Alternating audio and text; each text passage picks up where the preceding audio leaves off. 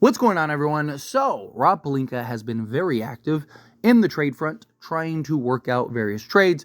We are vastly approaching the beginning of trade season, right? It's the unofficial beginning of trade season, but nonetheless, right? Usually around the 15th. We've already seen a trade in the form of the Miami Heat, although it's a little very minor move, but still, nonetheless, you can smell it. You can feel it in the air, right? Holiday season's around.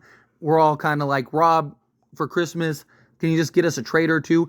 And you don't even have to do everything at once, right? Like, who cares? Like, obviously, I would love if we could just get it all done in just one clean swoop. Like, just do the full, like, Nets trade, and it's like, boom, right? Get, like, Dennis Schroeder, Dorian Finney-Smith, Day'Ron Sharpe, and Cam Johnson. Clean swap, boom, here you go. And then now we have just that extra time to build camaraderie and chemistry and just, understanding of the offense and how is JJ going to use this guy and that guy, right? Like, obviously, I would love that. I would love to see that approach, but, also realistically, you're probably piecing it together, which is fine, right? If you can just make that first initial move, I don't expect it on the 50th, but, before Christmas, if we could get that first initial move, where we go, even if it is like a Valanciunas or something like that, to where we can talk and get excited and get pumped and, kind of change the vibes a little bit. And, the Rui move. We saw what we saw a couple seasons ago where they ended up trading for Rui Hachimura. And then, a month and a half later or whatever it was, next thing you know, boom, they make the big swing trade, the big haul that we've been looking for. Well, according to reports, the Los Angeles Lakers are, again, being active, but they're looking for guard, wing, and center upgrade depth, like a backup center, not a starting center, a backup center. But they're looking for a backup center, and they're looking to particularly upgrade the perimeter depth. Guard position is a big need, as well as they would like to upgrade the wing spot. Something that you keep hearing about. But they also are looking for depth trades, right? And I've talked about this. I talked about this on As It Stands Lakers, where I was talking about how, like you could do, say, a Nets trade, right? Let's say you get everybody but Cam Johnson, right? Let's say you get Dorian Finney-Smith, Dennis Schroeder, and Day'Ron Sharpe, right? Let's say you get those three. That's like $35 million in salary you'd have to send out. Like, you could actually do like D'Lo and Rui and clean sweep, right? Boom. And then let's say you go and, maybe look to go talk to another team, right? Maybe you could go get a Bruce Brown, or, maybe you go get if you're willing to trade Austin Reeves, you could still go get a Zach LaVine, but the Lakers still have Austin Reeves as like untouchable, non-starter. They won't trade him for anything, which is just wild to me. But I made a video about that. If you're interested in that, go check that out. But point is, if you can kind of piece it together. I've said, I think the Lakers are probably 3 to 4 mid-tier guys away. Not like high-end, not like a Zach LaVine, right? But like mid-tier guys. Like Dennis Schroeder is like a mid-tier guy. Dorian Finney-Smith, mid-tier guy. Day'Ron Sharpe is like a lower tier. That's why I'd kind of like another guy. Cody Martin is available, right? Like if you could get Dennis Schroeder, Cody Martin, Dorian Finney-Smith, Day'Ron Sharpe.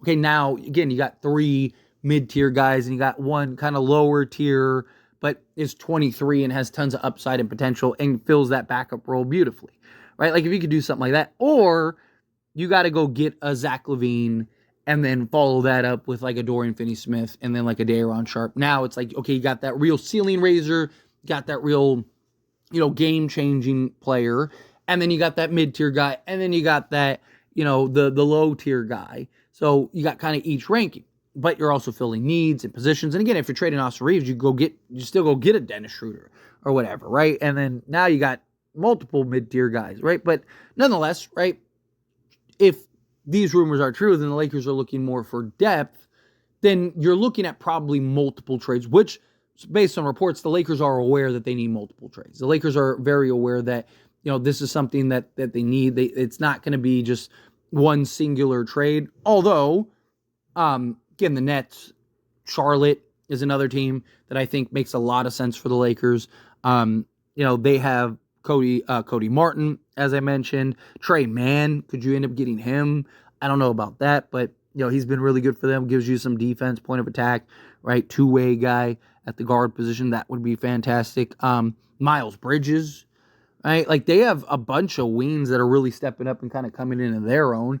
Could you maybe work something out to get him, right? And just be like, hey, now you open up spots for your young guys. Obviously, Nick Richards would make a lot of sense for the Lakers as that backup center, that backup big, especially with Nick Richards. He's arguably one of the better backup centers and guy you could start, still young enough to be a real piece going forward.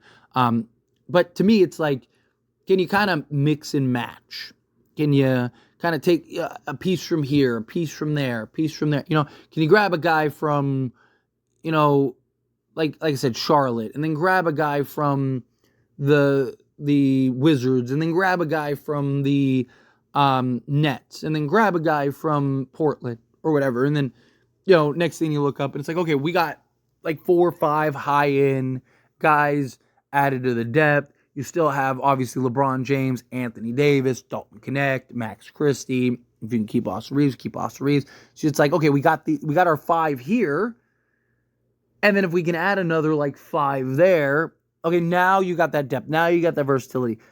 I think the Lakers need to have like 7, 8 like quality rotation guys. Right? If they're not going to go like that third star route, they need like 7 or 8 just high-end quality rotation pieces. Right? Like, you need, again, if you could do, like I mentioned, say Dennis Schroeder, Dorian Finney-Smith, Day'Ron Sharpe, and then Cody Martin. Right? Okay, there's 4, like, again, quality rotation pieces that you're adding to a LeBron James, Anthony Davis, Austin Reeves. And then, so there's, your 7 there. And then it's like, okay, well, Dalton Knecht and then Max Christie, kind of like the guys that, are trying to figure out their footings in the league and trying to get themselves together in the league and whatnot, right? Like that kind of thing. I think the Lakers are, like, I think the Lakers are close from being in contention, but I think you need at least 4 mid-tier guys if you want to be a true contender. Right? I'm not talking about just being in contention, right? There's several teams that you can make an argument for like contention, right? Like, you look at teams like the Grizzlies, the Rockets, right? Does anyone really think that they're winning a championship? No, but they're in contention, right? Like, no one would be surprised because of how good they've looked. Things like that, like teams like that, like, the Magic or, the Cavs. Cavs have been really good this season, but does anyone really think that they're going to win a championship? Probably not, right? Everyone's just kind of like, they're playing good. We'll see what happens type thing, right? Like, that's what I mean. The Lakers, if they really want to get into contention, then I think that they need that. If you want to be a contender, you either need to get a high-end guy and a couple mid-tier guys, or you have to get, 4 or 5 real mid-tier guys, and then now you're 7 or 8 deep, like higher-end, versatile, two-way guys, defensive 3-and-D wings, right? I think that that's the approach that you need to take. But, again, that's easier said than done. And teams don't want to help the Lakers. Teams want to fleece the Lakers. You got the new CBA. Luckily, there are a lot of options out there, and there will probably be more closer to the trade deadline, which is why I don't think that they're going to be able to do everything in one swoop, one trade. I think realistically, you're probably looking at, can you just get that first move? Get that first inherent move. Boom, here's that first move, and then let's grab the next one, right? Like, okay, now let's grab the next one.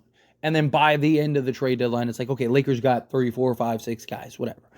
Again, the only guys that I think are like untouchable by Lakers standards, I don't think anyone should be untouchable. There's only like 3, 4 guys in the league that are truly untouchable. But I think if you want to talk about like Lakers standards, I think LeBron James, Anthony Davis, Dalton Knecht are the only guys that should be untouchable. And the only reason I think Dalton Knecht should be untouchable is because he's such a big need that we've been searching for years. And if you trade him, you're still going to have that need, right? Unless you're just trading him for another need.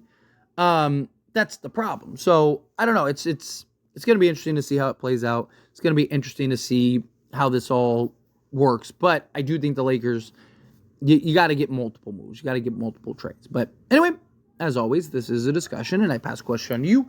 Let me know your thoughts and opinions down in the comments below. What do you think? How do you feel? What are your thoughts? Do you agree with me? Do you disagree with me? Kind of mix in the middle? Again, however you feel, whatever your thoughts are, either way, I would love to hear it. So let me know down in the comments below. That being said, if you haven't liked this video, hit that like button. Helps me a lot. So we enjoy these types of videos, and I truly appreciate it. Not subscribe channel, hit that subscribe button. Turn on the bell notifications. Appreciate y'all. See you in the next one.